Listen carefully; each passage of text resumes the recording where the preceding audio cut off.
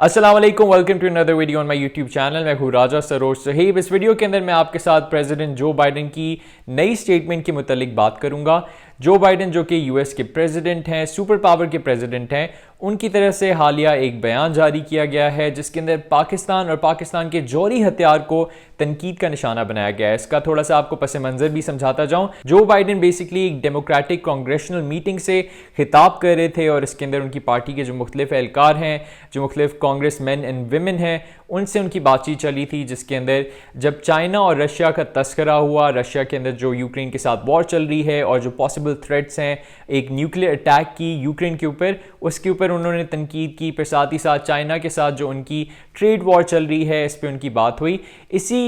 तनाजुर में उन्होंने पाकिस्तान को भी मेंशन किया और पाकिस्तान के जो जौहरी हथियार हैं उन पे एक दफ़ा फिर से जो यूएस एडमिनिस्ट्रेशन है उसने सवाल उठाया और ये भी कहा जो बाइडन ने कि पाकिस्तान जो सबसे ज़्यादा ख़तरनाक ममालिक हैं उनमें से एक है। अब इसके ऊपर पाकिस्तान की तरफ से एक शदीद रद्द-ए-अमल सामने आया है, एक बहुत ही जायज़ शदीद रद्द-ए-अमल सामने आया है और पाकिस्तान के अंदर जो यूएस के एम्बेसडर हैं उनको दफ्तर खारजा तलब करके शदीद एहतजाज किया गया है। एक मरासला उनको पेश किया गया है जिसके अंदर जो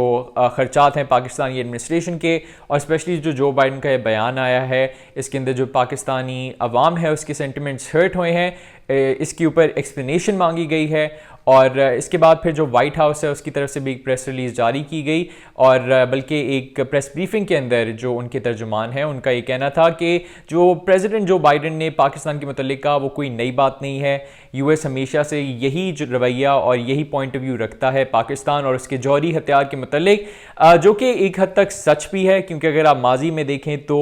यूएस जो था उसने ही पाकिस्तान पर बिल क्लिंटन के ज़माने में, बिल क्लिंटन के दौर के अंदर बहुत सारी सैंक्शंस भी लगाई, बहुत सारे जो मुश्किलात का हमें सामना करना पड़ा। जब फाइनली हमारी जो न्यूक्लियर प्रोग्राम था वो अपने फाइनल स्टेजेस के बाद उसको हमने यूज़ किया और फिर हमने दुनिया के अंदर उसको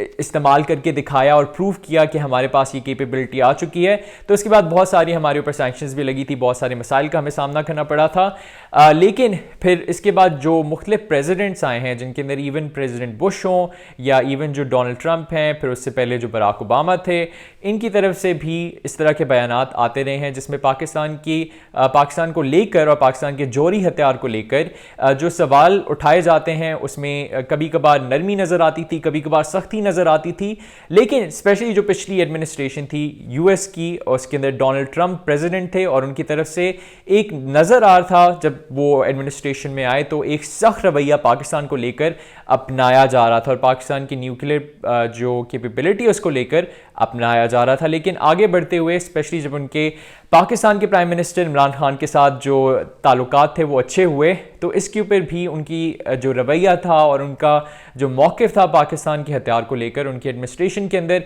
वो रवैया बदलता हुआ नज़र आया। अब जो बाइडन के साथ जो पाकिस्तान की इस वक्त ऑब्वियसली सियासी सूरत हाल को अगर हम देखें और पस मंज़र जो भी इस तमाम सूरत हाल का है वो ये है कि पाकिस्तान की एक लीडिंग पार्टी जो है वो इस नैरेटिव को लेकर भी आगे चल रही है कि यूएस हमारी दुश्मन है और जो यूएस है उसकी तरफ से बैरूनी साजिश की गई है और ये अमरीकी साजिश जो है इसकी वजह से इमरान खान की पार्टी को हुकूमत से हटाया गया है। तो यकीनन जो यूएस एडमिनिस्ट्रेशन है वो इसके ऊपर एक लंबी उसने चुप्पी भी रखी है। बहुत सिंपल किस्म के उनकी तरफ से एक्सप्लेनेशन आई हैं और एक्सप्लेनेशन सिर्फ जो रिप्रेजेंटेटिव्स हैं या जो प्रेस ब्रीफिंग्स के अंदर उनके कम्युनिकेटर्स होते हैं उनकी तरफ से आई हैं, लेकिन कोई भी जो सीनियर ऑफिशियल है उसकी तरफ से कोई भी इसके ऊपर क्लैरिफिकेशन नहीं आई। अब जो बाइडन जो कि प्रेसिडेंट हैं यूएस के, उनकी तरफ से इस तरह का बयान आना, ये बिल्कुल इन तमाम जो सीरीज़ ऑफ इवेंट्स हैं इनको इग्नोर करते हुए हम नहीं देख सकते। ये यकीनन जो पाकिस्तान की एक अच्छे रवाबित बने हैं रशिया के साथ भी पिछले कुछ माह के अंदर, और इमरान खान का जो दौरा हुआ, मुतनाज़िर दौरा हुआ यूक्रेन की वॉर के बिल्कुल शुरू होने से पहले, बल्कि उसी दिन, तो उसके बाद जो यूएस और पाकिस्तान के बीच में टेंशन स्टार्ट हुई, फिर उसके बाद जो चाइना के साथ पाकिस्तान की एक इन्वेस्टमेंट प्रोजेक्ट्स चल रहे हैं, एक इन्वेस्टमेंट रिलेशनशिप है और फिर एक फ्रेंडली रिलेशनशिप है, इसके ऊपर भी हमेशा यूएस की तरफ से बहुत सारे सवालात उठाए गए हैं। तो ये तमाम चीज़ों के पस मंज़र जो प्रेसिडेंट जो बाइडन है उनका गुस्सा एक तरीके से बाहर आता हुआ नज़र आ रहा है। प्रेसिडेंट जो बाइडन जो हैं उनके बयानों को बहुत ज़्यादा सीरियसली भी नहीं लिया जा सकता, क्योंकि उनका एक माजी रहा है, उनकी एक हिस्ट्री रही है। और जब से वो प्रेसिडेंट बने हैं यूएस के, और सबसे ज़्यादा आप कह सकते हैं कि एजेड प्रेसिडेंट हैं in the history of the US,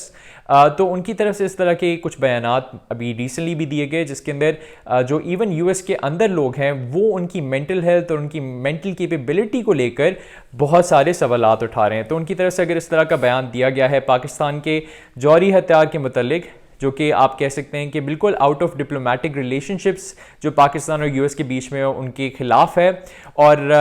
ये रिलेशनशिप्स इन चीज़ों पे कायम है कि पाकिस्तान और यूएस के बीच में जो भी स्पेशली न्यूक्लियर पावर्स से रिलेटेड और न्यूक्लियर वेपन से रिलेटेड जो भी बातचीत होती है वो हमेशा पर्दे के पीछे रहती है, और उसके अंदर जो भी एप्रीहेंशंस होती हैं वो डिस्कस होती हैं, जो भी रिजर्वेशंस होती हैं वो सामने लाई जाती हैं। लेकिन इस तरीके से जो सबसे सीनियर ऑफिशियल हैं द यूएस के, उनकी तरफ से पाकिस्तान को थ्रेट करना और उनकी तरफ से इस तरह का बयान देना यकीनन पाकिस्तान की ना सिर्फ अफवाज, ना सिर्फ हुकूमत, ना सिर्फ रियासत के लिए एक अलार्मिंग सिचुएशन है, बल्कि जो पाकिस्तान की अवाम है उनके सेंटिमेंट्स को भी हर्ट करती है। और इसके ऊपर कोई वाज़ेह जो प्रेसिडेंट जो बाइडन है उनकी तरफ से वजाहत आनी चाहिए, वरना पाकिस्तान और यूएस के जो रिलेशंस हैं जो कि ऑलरेडी बहुत ही ख़राब होते हुए नज़र आ रहे हैं, वो मज़ीद दलदल में फंसते जाएंगे, और मज़ीद जो इनके अंदर